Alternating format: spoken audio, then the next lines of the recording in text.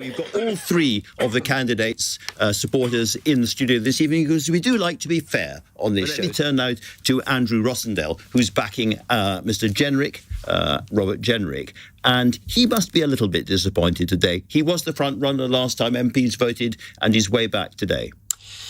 So it seems to me that there is a divide on the right of centre within the parliamentary party. You could argue that Kemi and Rob are both representing that sort of wing of the party. Now, if you add those two votes together, of course, you're looking at more than 60 votes, which is more than half of the parliamentary party. So I think that it's very complicated at this stage, and I think some people are voting interesting ways to try and engineer certain outcomes. I think tomorrow will be much more revealing.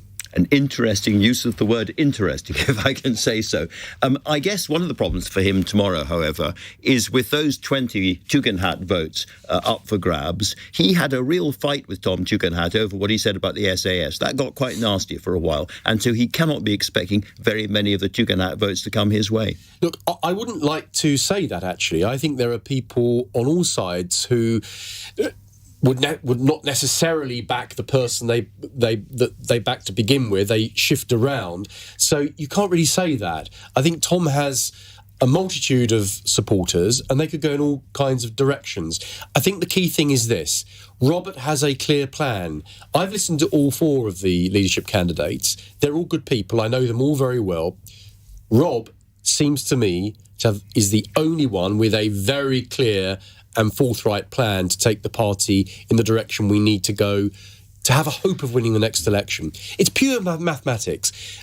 We can't win another election if you have two right-of-centre parties. You have to ensure the Conservative Party is actually a Conservative Party. It's no good talking about unity if we don't have a common purpose. So let's get that right first, and then we've got a chance of winning. So to get that right, would you and your team, as it were, do some kind of arrangement or deal with Reform UK?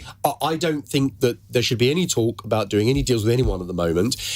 At the moment? I'll tell you what, though, I put my country first before party every single time, and in 3 or 4 years' time, choice of another socialist government for 5 years, then we should look at all options. Nothing should be off the table, but that's not a discussion for today. Andrew, I'm listening to you very, very carefully there, and I take away from what you're saying that in due course, some kind of arrangement with the Reform UK party is perfectly possible. Look, our electoral system is first past the post, and that means you cannot have two right-of-centre parties and expect to win. The vote divides. We've lost so many of our colleagues this time because Reform, my vote was cut in half. And many of my colleagues lost. I don't want that to happen again. So the priority for whoever's leader is to rebuild the party, recapture that territory we've foolishly pushed away. The party moved to a really weird position. I've been an MP 23 years. I can't understand what was going on with the last government. We did some amazingly silly things which were simply not Conservative. No wonder our core voters have run away from us. So we need to have a clear purpose again to get them back. So do you think there is a danger for Conservative politicians who, as it were, abuse Nigel Farage, that voters who went for the Reform, who are natural Conservatives, feel themselves abused and are turned off by that? They do. It's very, very wrong to be rude to Nigel. It's very wrong to attack people that decided to vote Reform this time. They're actually part of our family, really. They normally vote Conservative. We pushed them away. We failed on so many policies. Highest tax in 70 years, level of tax. Immigration, we completely failed to sort that out. Whole load of issues people are disappointed over.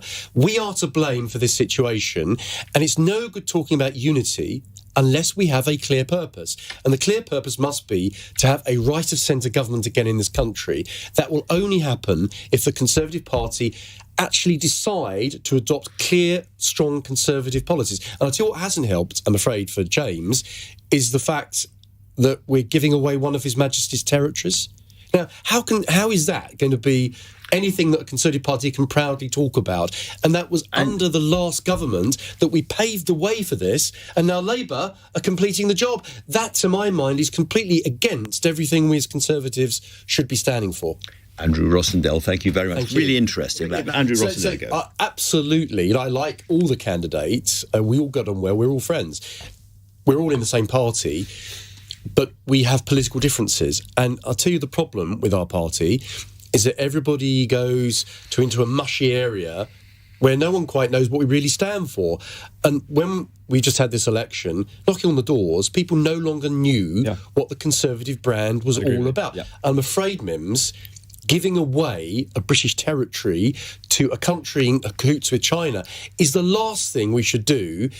And we were going to do the same in power. I'm afraid James has to take responsibility for that. All right. You heard there just a kind of segment, a whisper of what's going to be said in private rooms around the House of Commons as people engage with each other all evening. Tomorrow will be another day, a very, very important and an interesting day for the Conservative Party. Thank you all very much for coming in.